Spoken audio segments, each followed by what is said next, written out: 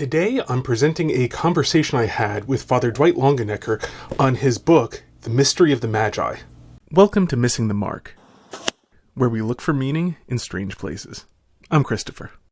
The Mystery of the Magi is an interesting book, which is about the historicity of the Magi.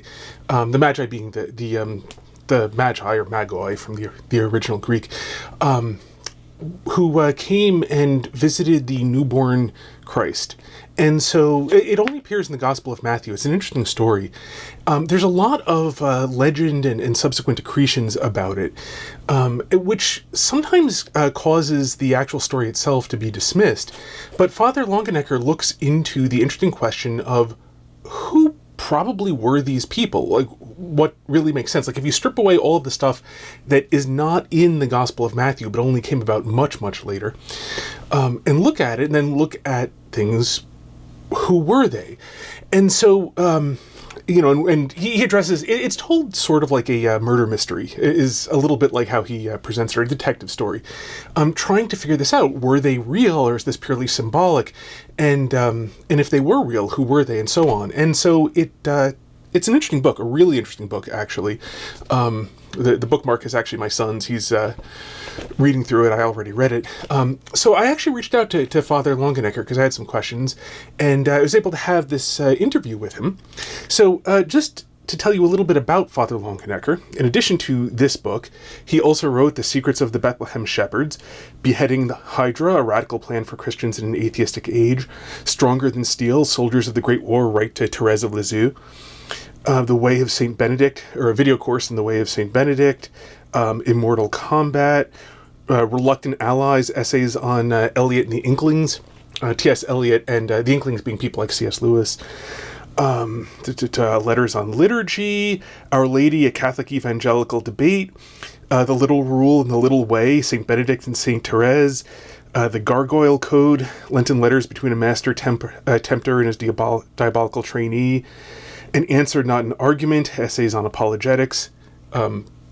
His bookstore has kind of a lot in it. And then for an actual biography, this is from Father Longenecker's website.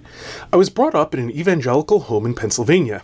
After graduating from the fundamentalist Bob Jones University with a degree in speech and English, I went to study theology at Oxford University.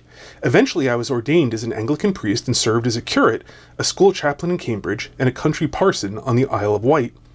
Realizing that the Anglican Church and I were on divergent paths, in 1995, I and my family were received into the Catholic Church. For 10 years, we continued to live in England, where I worked as a freelance writer and charity worker. Then in 2006, the door opened to return to the USA and be ordained as a Catholic priest. I now serve as pastor of Our Lady of the Rosary Church in Greenville, South Carolina. So, interesting man, and had a very interesting conversation with him, which I hope that you will enjoy. Quick note, down in the description, I'm going to have links to this book and to his website and blog and bookstore and so on. I recommend you check them out. And an apology ahead of time. My internet connection, I won't go into the technical, I'm a programmer by profession, so I desperately want to go into the technical details, but I won't. Anyway, my internet connection was kind of screwed up at the time, so the video of me unfortunately gets a bit laggy, and so the good news is the important part, which is what Father Longenecker had to say. That's all great. That was perfect. His internet connection was fine. So I hope you'll be patient with my portion of this conversation because of the technical issues there. And feel free to skip it if you want to. Use the right button or, double tap if you're on a phone or whatever to skip past me. But the part with Father Longenecker, it's all very good and very interesting. So hope you'll be patient with my technical problems. They're fixed now for future stuff, but unfortunately I didn't realize how bad they were at the time. And it's a great conversation. Father Longenecker is very interesting, and I hope you enjoy it. So, Father, first thing I'd like to talk about in the book is you begin with looking at it from the perspective of the ordinary person who's trying to make sense of the thing, and then one starting point is the existing academic literature. And you somewhat touch on this, and my own looking a little bit into academic literature kind of suggests a lot of it is pretty bad when it comes to biblical studies. Polluted by all sorts of built-in assumptions. Touched on this a little bit in the book, where people will simply assume outright that, say, a miraculous explanation is impossible, and that, of course, has. It's one thing to, consider natural explanations, of course, but it's another if you assume that everything supernatural is wrong, you have to be dealing with liars or fools or something, and that colors everything else, as distinct from what it seems to be your approach of looking for natural explanations, but also admitting supernatural explanations. And so we're not dealing with fools and liars. We're trying to understand. So that's my perspective. You've done a lot more reading into the academic stuff. How much is it like that? What is the field of it like? I think we need to put biblical studies into a larger context. Okay, an awful lot of people in the church today, of course, still have a comparatively ignorant understanding of biblical studies. And when I say ignorant, I don't mean they're stupid. I mean they're just uneducated. And therefore, most people will come to the scriptures, which they hear read at Mass, or they read at home, with the basic understanding of what I call Sunday school understanding. And that is, this is God's word. It's true. Therefore, we take everything pretty much at face value. Okay. And in fact, we're dealing with documents which are 2,000, 3,000, 4,000 years old, in a completely different culture, in a completely different mindset, in a completely different time span. So that problem needs to be faced head on. And historically, the way modern biblical studies developed run parallel to the development of certain academic and certain intellectual strands that were happening in Europe at the end of the 18th century and then in the 19th and 20th centuries. And basically, this is the roots of the Enlightenment.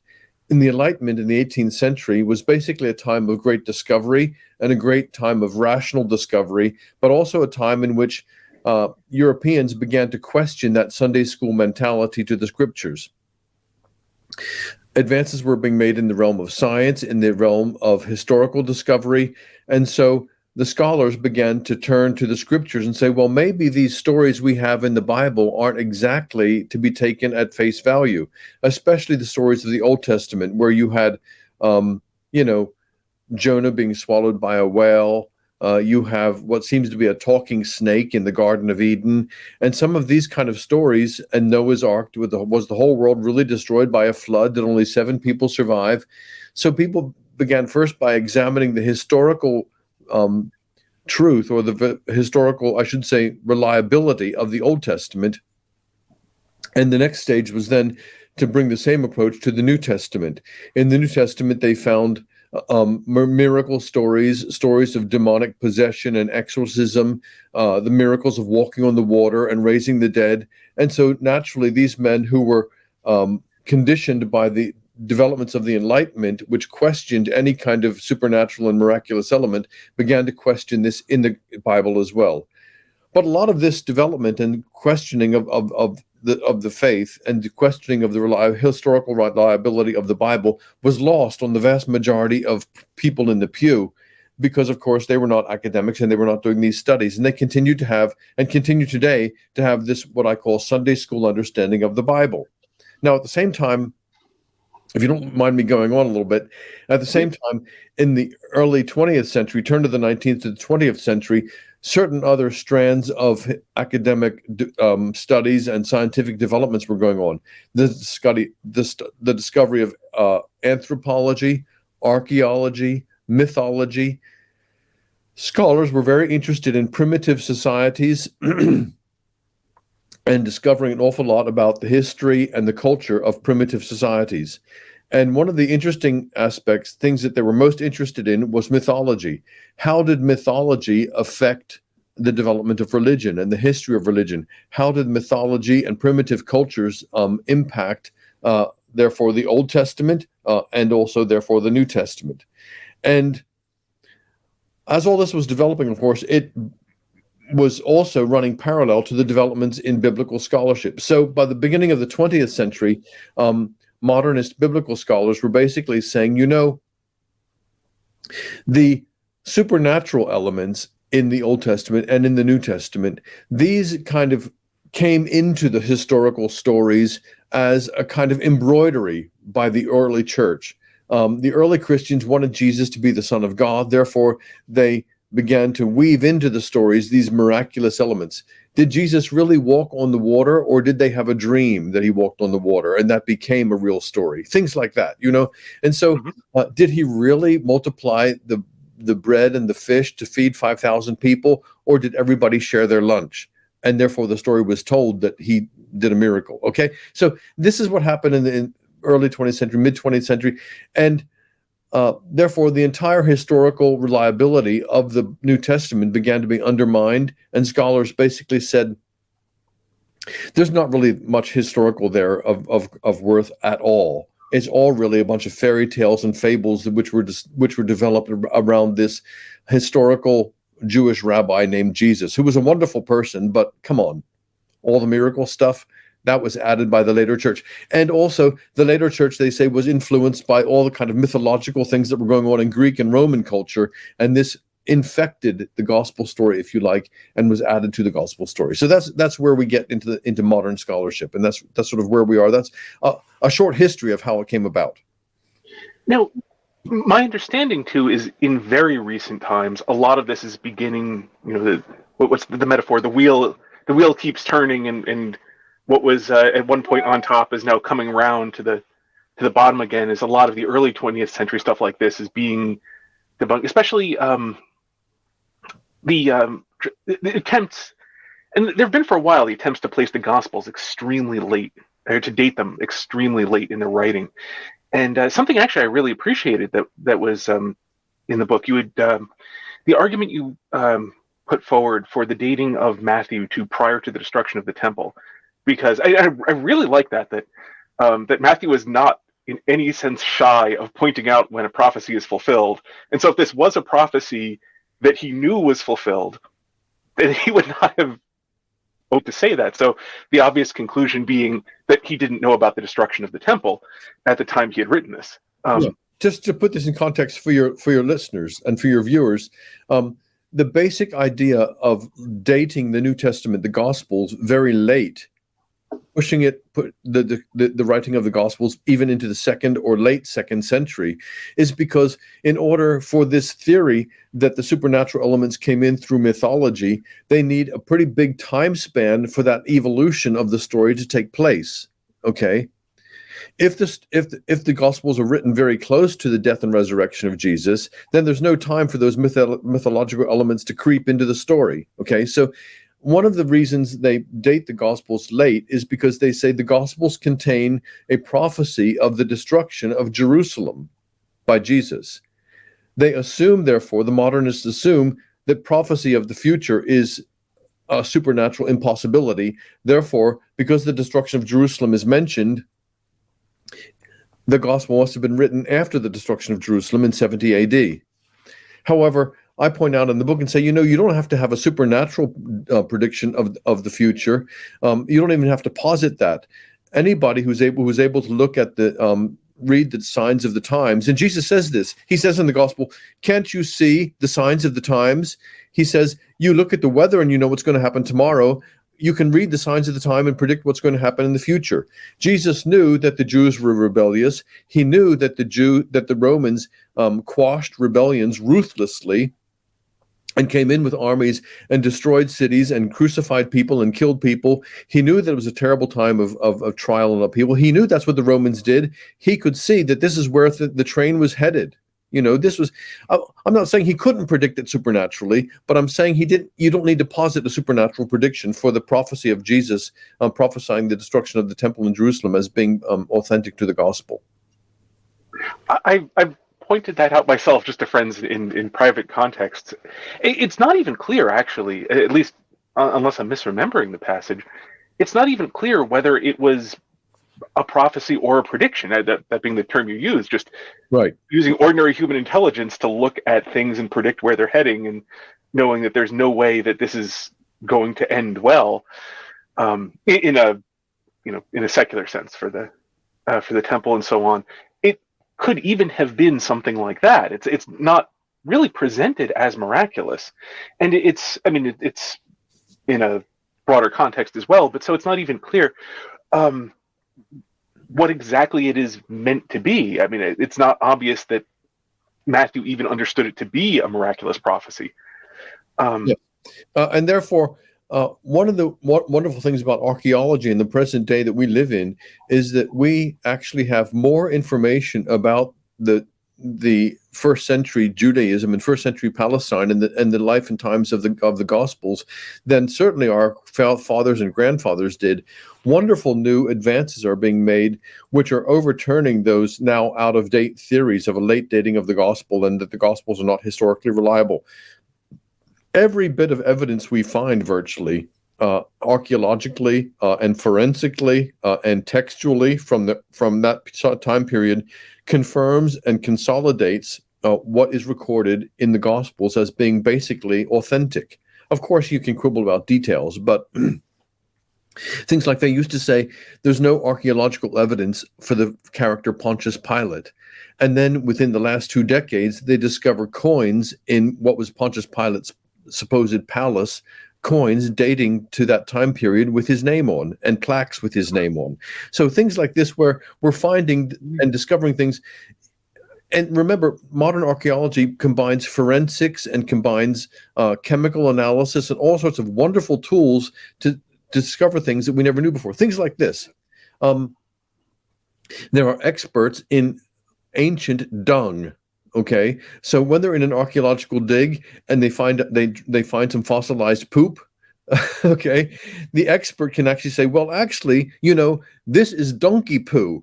And we've analyzed this chemically, and we've gone through and discovered that this donkey was eating this particular kind of grass because we found the seeds in his poo, and that grass was only growing in southern Judea at this particular time period. Do we know that this donkey passed through southern Judea on his journey? Okay, things like that, So it's this kind of detail and forensics that are being discovered are very, very exciting. And what we're discovering is that the Gospels are actually largely and basically historically trustworthy.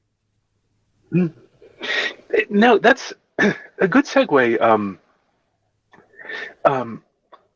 Actually, one question before we move on, because it's a good segue, but one further question about the historical thing, and especially the perspective of the person who is trying to sift this for their own purposes. Because, as you said in the preface of your book, that this is about trying to uncover the truth like a detective, not trying to simply.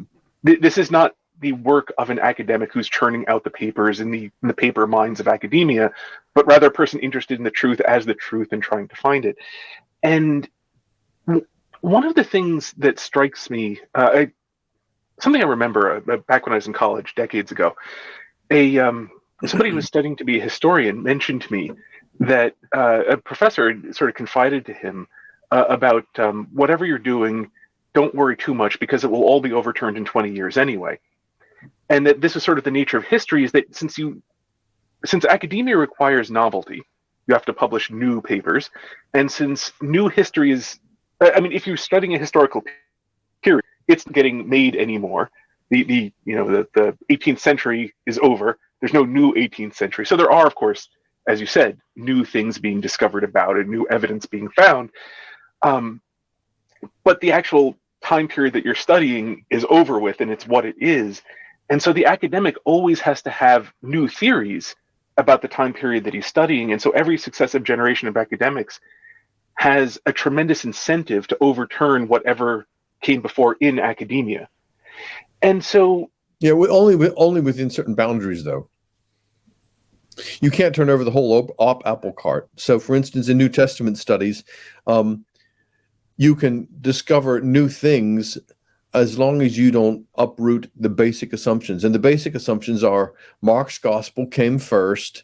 They were all written very late. They're historically unreliable.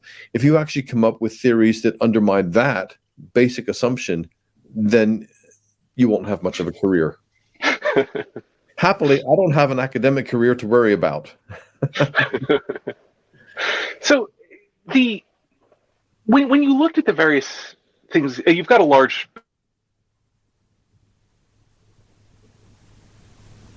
bibliography because it's pointing at it. But you have a large bibliography, and so in your experience reading a lot of academic literature, um, how do you go about trying to sift the useful parts from the parts that are purely the machinery of academia and the fact that people have to earn their living according to certain customs, regardless of whether or not these things are useful? Well, my work was very much Truth. piecing together pieces of a puzzle. And one of the things I discovered was that there are some wonderful academic experts out there who know an awful lot about a little, but don't know very much about a lot. In other words, they'll be experts on a very narrow sort of area, and their piece of the puzzle was important to what I was learning. But when I saw what they were talking, when they began to talk about the wider world, they are obviously ignorant of things which I had already discovered by studying this expert over here, who was an expert in this particular channel.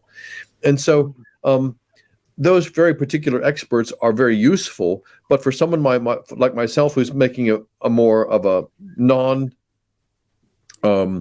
specific study, but a study of a larger sort of question, they're not much good. So, for instance, I would find someone who was an absolute expert on the life of King Herod the Great, and his whole history, and the history of his family and all the rest of it.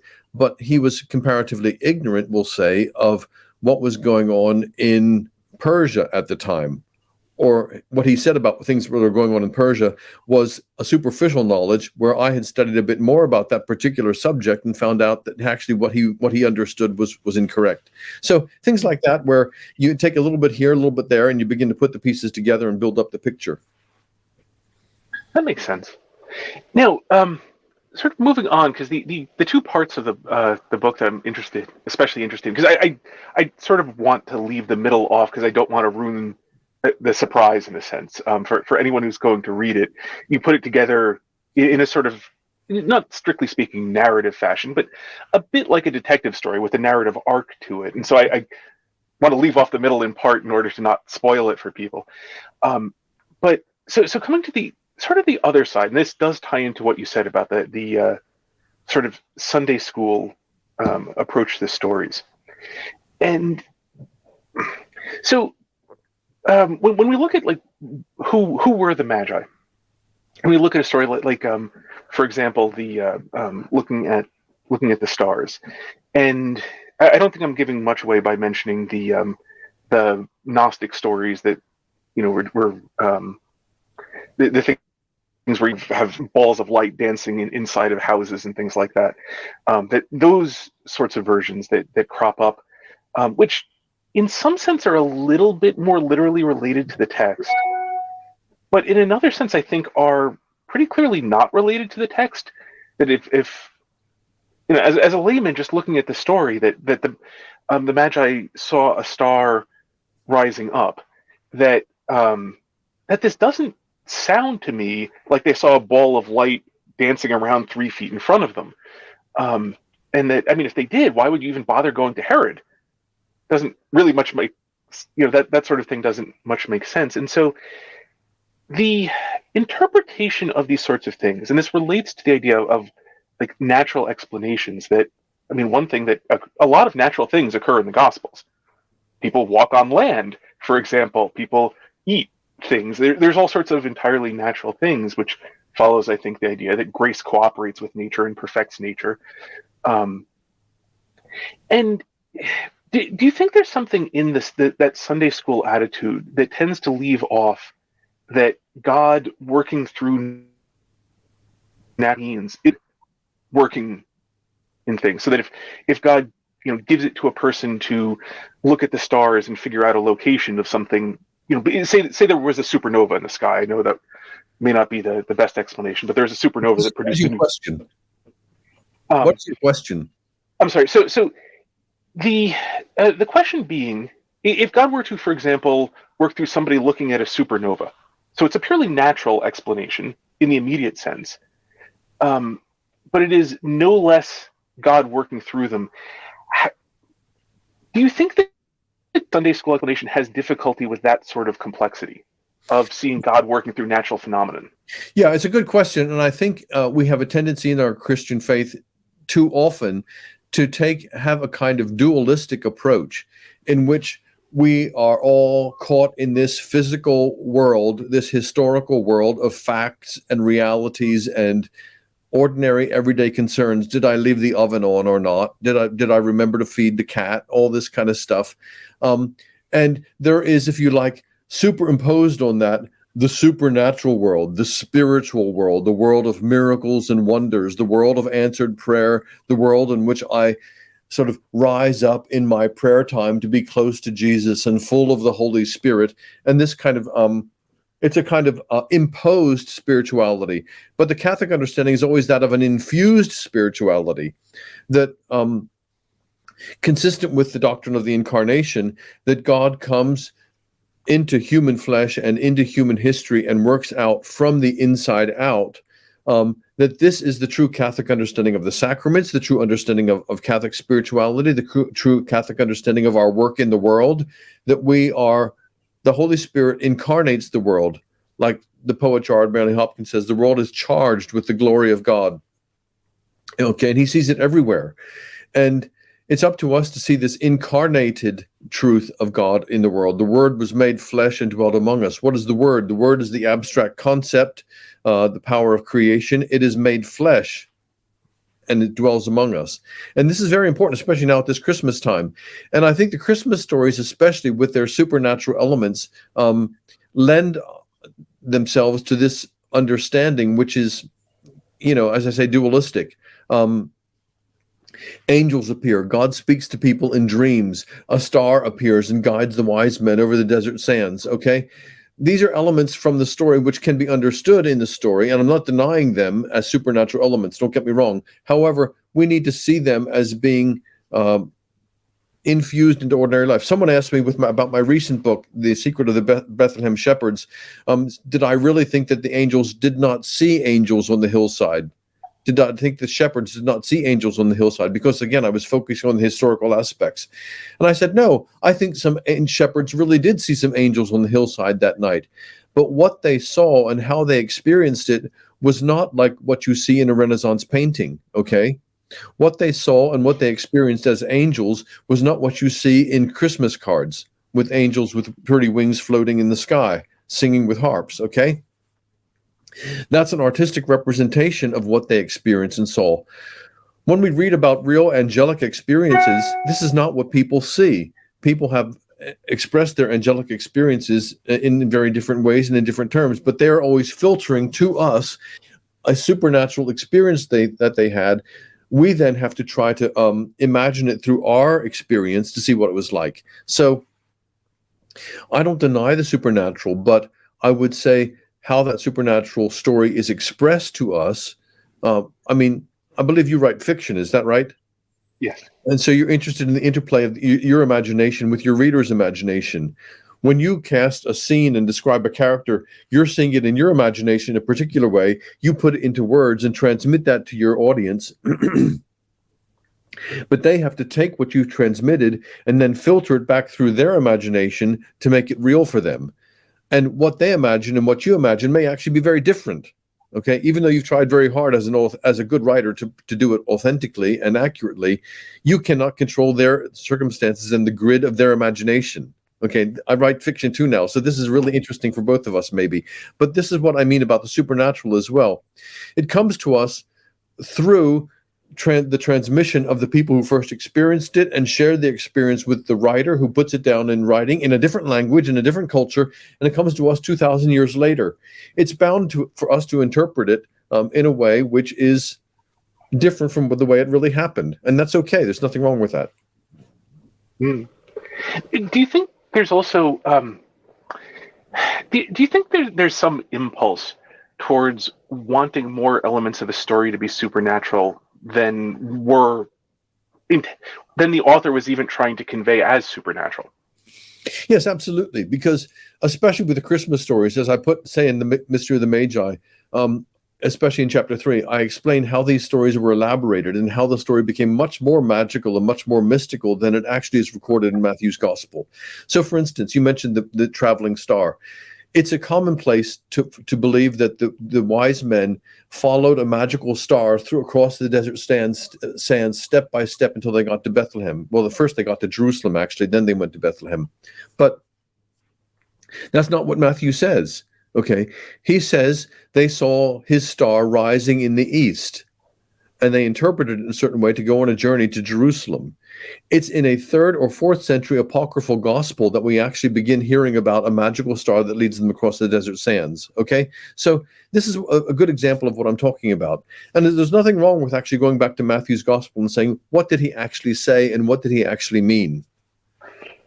There's actually quite a lot to be said for going back to the gospel Yes. and say, what did it actually say? There's also nothing wrong with all the decorations and all the extras that have been added on, as long as we know that's what they are. Okay. In my recent book, The Secret of the Bethlehem Shepherds, I say this is a little bit like a Christmas tree with decorations. Okay. The simple pine tree is beautiful on its own, but we cut it down, we bring it into the house, and we add electric lights and lots of baubles and tinsel to it. Okay. The baubles and tinsels are fine. That's part of Christmas, but it's not really a pine tree anymore. Okay. It's a Christmas tree. So if we understand that these decorations and elaborations are part of Christmas and accept them, fine. But it's a good thing also to get back and actually see what the Gospel of Luke and the Gospel of Matthew actually say about Christmas. And I contend that it's far more historical than the modern biblical scholars do. Most of them dismiss these stories completely as fairy tales. In one sense, I understand why they tend to dismiss them. In another sense, it's always struck me as very oddly lacking in cynicism, I suppose, to simply dismiss the stories. That the world is a very strange place, and dismissing them almost seems to me to largely be born out of assuming that the world is very neat and very tidy, and everything happens according to one's own personal experience. And so, does it seem that they dismiss these stories out of that sort of limitation of imagination, that they just, it's hard to imagine that anything out of one's own experience happened, so this story is out of one's own experience, so clearly it must have been fiction? No, I think they dismiss them because basically they have unquestioningly accepted the great big Christmas box which they've had from the past, which is the Western tradition of Christmas, which includes 2,000 years of these extra decorations I've been talking about. So when they look at the Magi story, they accept unquestioningly the story that a magical star led the wise men across a long desert journey, because that was in the big Christmas box they inherited from the past. In fact, they themselves have not actually gone back and either they've questioned that and thrown the whole Christmas box out as being unhistorical, without actually picking through and saying, well, actually, this comes from the 4th century apocryphal gospel, this particular aspect. Matthew never says that, which is what I've tried to do. That's interesting that they because I would have thought that the scholars would at least go to Matthew's account.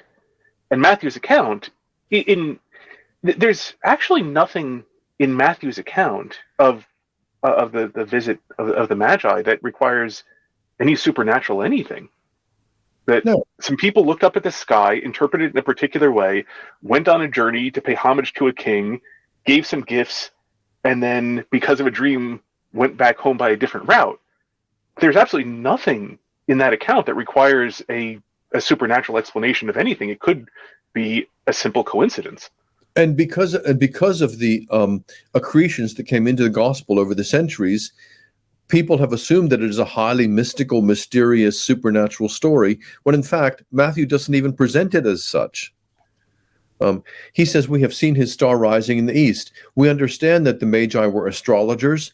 This line, his star rising in the east, is actually an astronomical reference. It's an astrological language talking about the ascension or a particular star rising in a particular constellation, which would have meant an awful lot to astrologers at the time, and they would have understood that this was astrological language being spoken here. These were astrologers talking about the movements of the stars and the planets, and what that meant to them.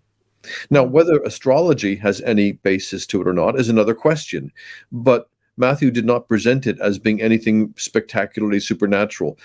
astrology and astrologers were a common feature of the ancient world. Every kingdom had them, every king and court had them, and astrology was assumed to be true and accurate. And so the astrologers coming and talking about their craft of astrology to Herod was nothing particularly unusual. Another interesting thing, it was only 6, 8 years ago in my life that I ever looked at a picture of the night sky without any light pollution. And I don't know if in all your travels you have or where you live, Yeah.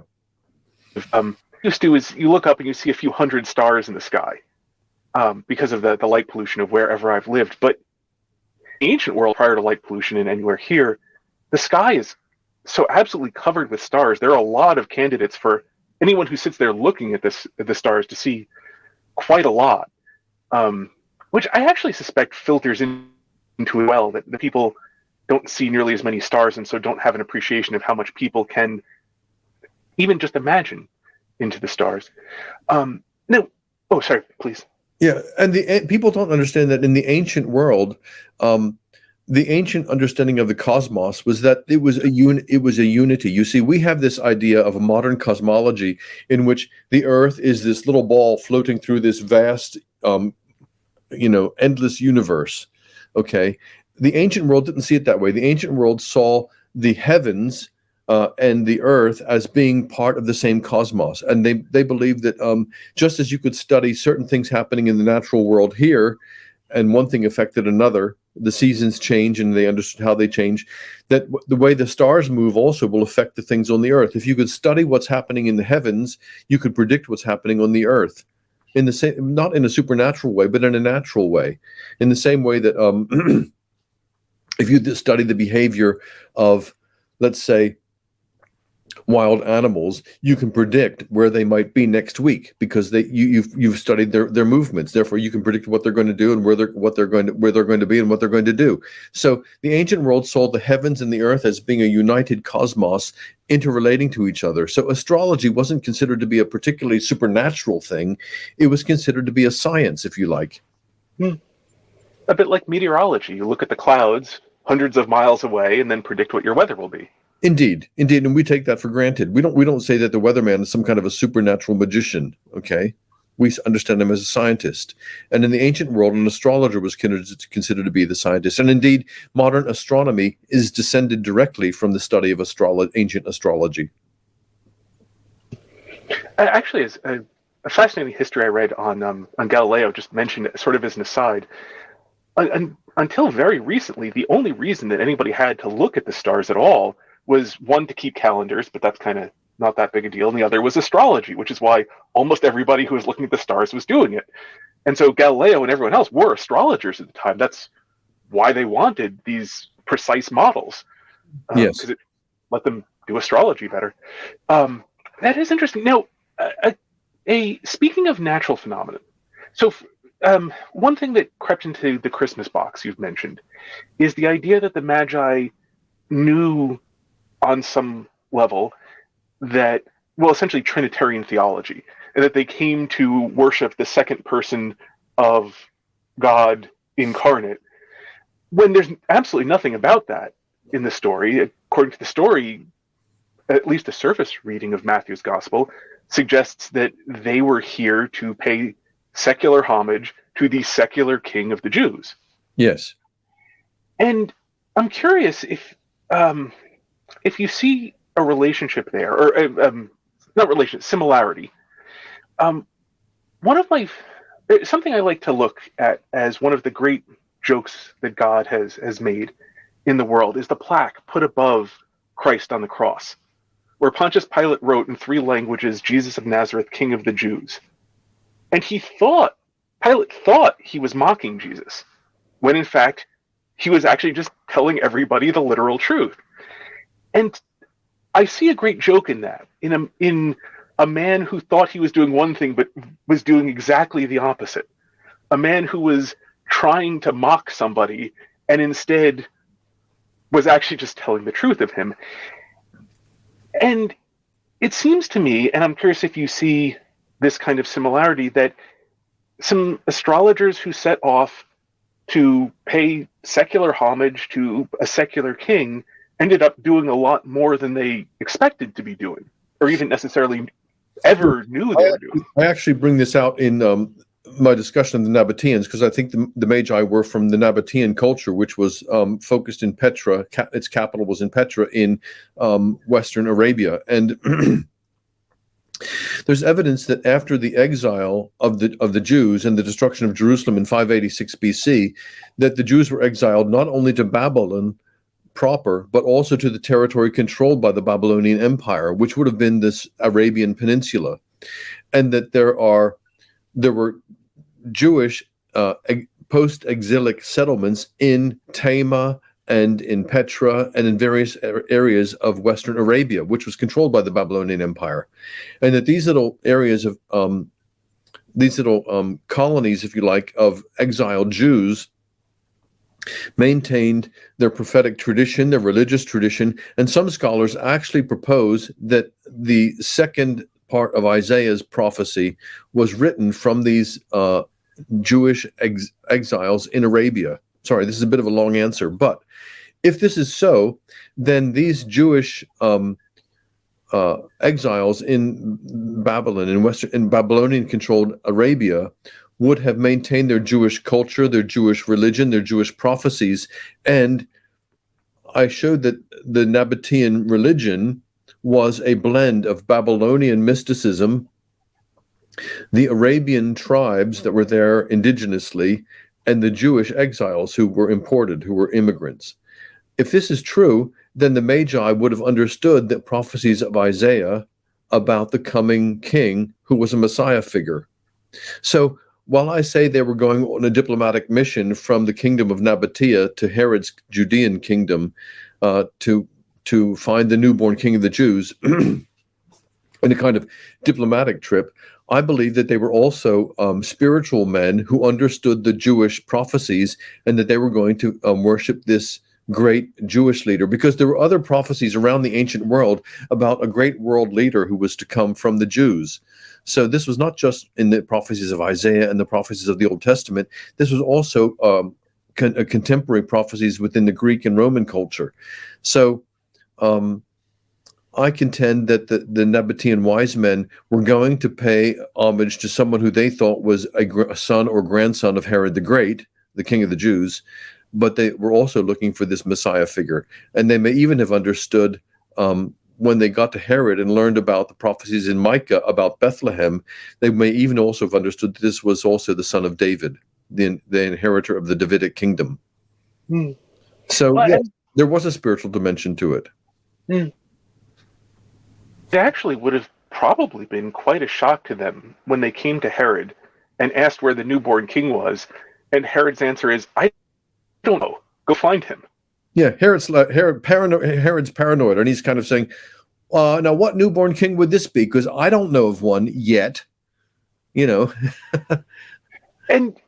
But from the Magi's perspective, showing up to us, they would presumably have assumed that the newborn king would be some descendant of Herod, and if he was, you would expect Herod to know of his descendants, right? I mean, the surviving ones. And so if Herod, it must be a very strange thing to show up, to say like, hi, I'm here to, pay homage to your son or grandson who was just born. And the person to whom you say this says, what son or grandson? Yeah. And moreover, then asks you, can you go look for him and tell me where he is? Yeah. And remember, Herod is very paranoid. He's already assassinated one of his wives, two of his sons, and just about anybody who might have had a claim to his throne. Also, if these wise men were from the neighboring kingdom of Nabatea, Herod had strained relations with the Nabateans. They were invading his territory on banditry raids. He was setting up a secure border so that they couldn't come into his territory. And so the relationship with the Nabateans was strained. He was probably suspicious of these wise men. Are these actually spies who are coming in here? What do they know that I don't know? What are they talking about, this newborn king? And that's why they were frightened of him. It also, I would think, just putting myself in their shoes, if I were to show up someplace to pay homage to somebody's son or grandson, and their response is, what son or grandson? I would stroke my beard quite a bit because this is a bit of a puzzler. How does he not know about a son or grandson who was born to him? I would expect it would, and even more so. And again, purely on the secular realm of things, as you say, that this man is this the Herod of whom it was said, "I would rather be his dog than his son"? Yes, yeah. The Roman emperor, I think Tiberius, said that about Herod. Or might have actually, it might actually have been Octavius who said that about Herod. I'm not sure. Wow. So it must have given them a lot to think about that Herod asked them to go find this newborn king that he did not know about.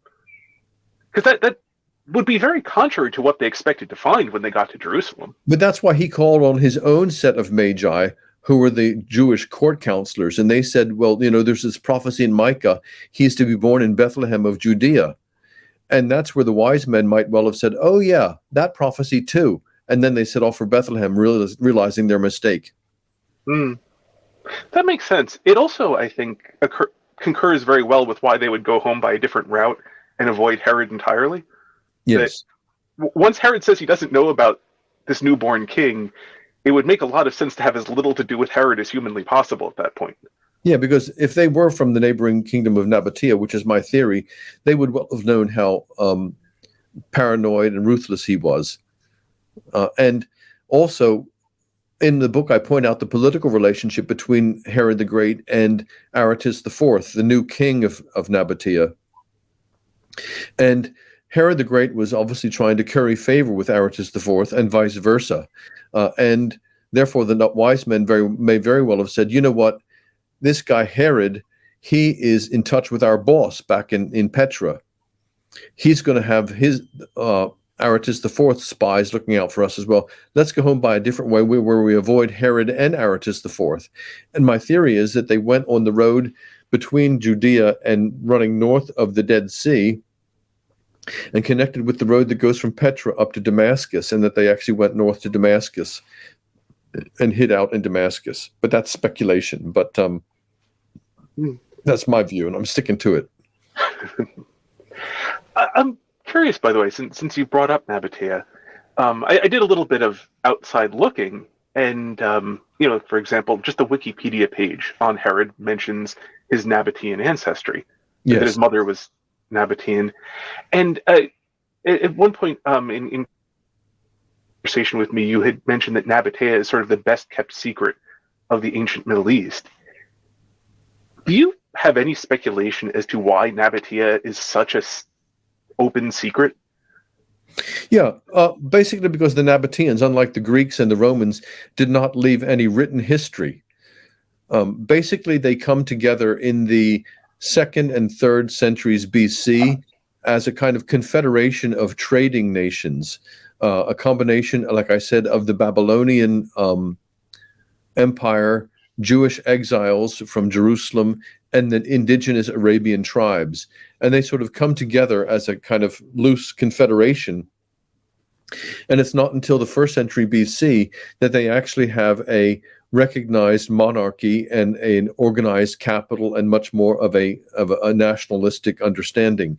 Even then, they're highly influenced by Greek culture and by Roman culture, and they don't have much of a history of their own. They don't write the history of their own, or at least it hasn't been discovered yet. The other reason it's we don't know much about the Nabateans is because of the present state of archaeology in the Arabian Peninsula. The Saudi Arabians are still very closed to a lot of external archaeological exploration going on in their country. And there's a huge amount yet to be discovered there in Arabia. When I went to Petra last, which was just earlier this year, the guide said archaeologists believe that probably only 5% of what can be discovered in Petra has been discovered by archaeologists. So Petra is their basic capital of the Nabateans. There's a huge amount still to be discovered about the Nabateans, and I predict that over the years to come, as Saudi Arabia opens up a bit more, we will learn much more that confirms my theory. But that's what I think. But this is one of the reasons we know so little about them. Interesting. For example, it was a shock to me to discover who the kingdom immediately to the east of Israel even was. I had not so much as heard the name of the kingdom that bordered Israel on the east. Yeah, it's amazing that we don't hear more about them. In fact, Aretas IV is actually mentioned in the book of Acts in Damascus. You might remember when St. Paul's in Damascus and he's lowered down over the wall from in a basket to escape. Mm-hmm. There's that detail in the book of the Acts of the Apostles about St. Paul in Damascus. And it's Aretas IV who's actually trying to trap Paul in Damascus. So Aretas IV, the king of the Nabateans, is actually mentioned because Damascus was at one point under the reign of the Nabateans. Other than that, we don't hear about the Nabateans at all. Huh. Interesting. Interestingly, too, when I point out in my book, the other point where it does come in is in Galatians, where St. Paul says that after his conversion, he went and spent 3 years in Arabia. I don't know whether you remember that detail. And I remember from your book, yes. The scholars say, why did St. Paul go to Arabia? What was so important about Arabia? And Arabia is another word for the Nabatean kingdom. Why did he go to the Nabatean kingdom at that point? That section of the book is definitely an interesting part. There's you mentioned more than a few details there, which I said I don't want to spoil your book for people who will still read it. But that is an interesting section. So I guess winding up the final chapter of the book, why does it matter? And a big thrust of that is that it matters because the truth matters, which I wholeheartedly agree with. Do you think it could be said that it also matters because in learning the particular history, we come to appreciate the particular God worked through people and gave it to people to cooperate with him? I think what you're getting at here is, what do we actually make of the stories? And from the very beginning, preachers have pulled out beautiful symbolism in the Magi story and in the infancy stories generally, which have been used as what I call preaching points. So a typical example is gold, frankincense, and myrrh. Okay, gold symbolizes Jesus' kingship. Frankincense symbolizes the worship that we bring him as Lord and God. And myrrh was used for anointing dead bodies. Therefore, it is a symbol of his tragic and redemptive death for us. Okay, there's nothing about that in Matthew's gospel. Okay, these are beautiful preaching points which preachers over the centuries have seen and then pulled symbols out and used them, which have also been some of the things we put into that what I call a big Christmas box. Okay, and they're fine, they're good, but again, if they're not rooted in history, they can sometimes be extra additions and ornaments which are added in there. So, for instance, in the Christmas story about the Holy Family, we typically, in the modern age, say, they were homeless people. Maybe they were even political refugees, and therefore this ties in with our natural compassion for homeless people and for political refugees and so forth. But in fact, in The Secret of the Bethlehem Shepherd, which is the book that just came out this Christmas, I point out that from everything we can learn, they would not have been homeless people. Okay, they went to Bethlehem, to Joseph's hometown city, his hometown, and where his family were, and with the Middle Eastern traditions of family, loyalty, and hospitality to strangers, they most certainly were not homeless. And we explain in the book about the inn and about where Jesus would have been born, and put that to rest. Well, they were actually homeless when they went on the trip to Egypt later. So that part of the story can be used to make our preaching point. But the preaching points don't necessarily match up with the history. And again, this is okay as long as we understand it. But it's all part of the discovery which goes on. And my question actually tends a little bit more towards that was an interesting that I appreciated the and enjoy the points you just brought forward. The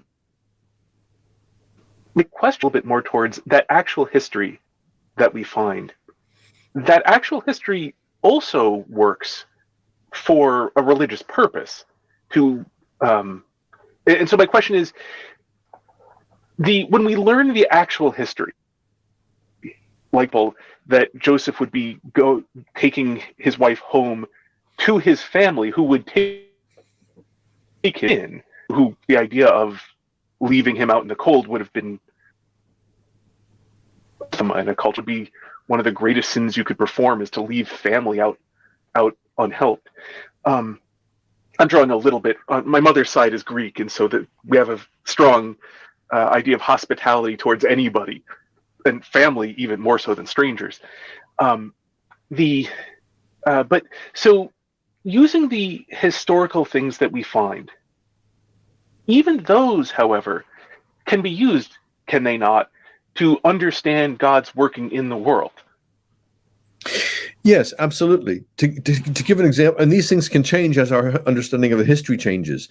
To give another example from the Magi, it's typically at Epiphany for preachers to say, the Magi symbolize the light of Christ coming to all nations, because they believe, or they follow the tradition, that one of the wise men came from Persia, one of the wise men came from India or China, and one of them came from Africa. Well, that tradition that the three wise men came from the three racial areas of the world, the three racial distinctions of the world, and three distinct areas of the faraway east and south, this only comes into the tradition in the 8th century. Okay, so the idea that there were only 3 of them also only comes into the tradition in the sort of 4th and 5th centuries. Okay, in the earlier centuries there were maybe 7 wise men, there were 12 wise men, there were lots and lots of wise men, and they didn't come from different parts of the world. However, we can look at the Nabatean kingdom, which was a trading kingdom, which was a very melting pot kind of kingdom, where they were actually trading from India and China and East Africa, and they were traveling in these different areas, and they were bringing the cultures together. We can see the Nabateans as actually being typical of a melting pot culture, which represents the entire world.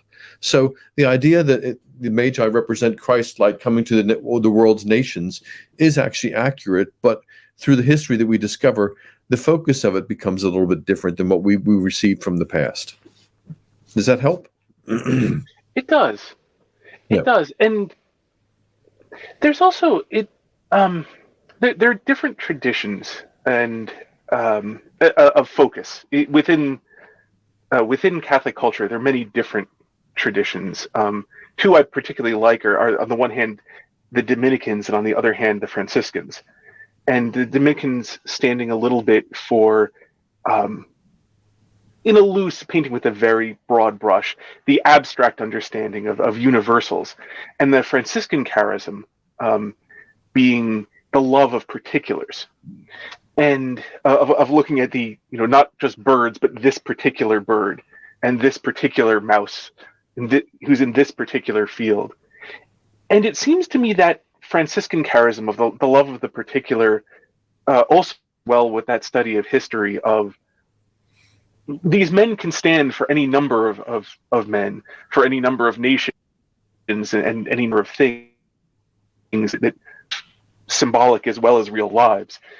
But at the same time, there's something interesting about learning about who were these particular men, who were the particular people that God actually chose here for this role. So trying to make my question a little clearer.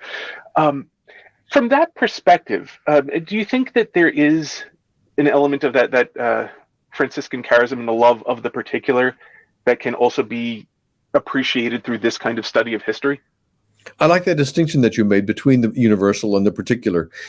Of course, both are important, and the preachers will pull the universal out of the particular, but the historian will pull the universal into the particular. Okay, so and I like to balance the two together. I think the particular is important because our faith is historical. The incarnation is historical, and in the incarnation, we have the perfect example of the universal becoming particular.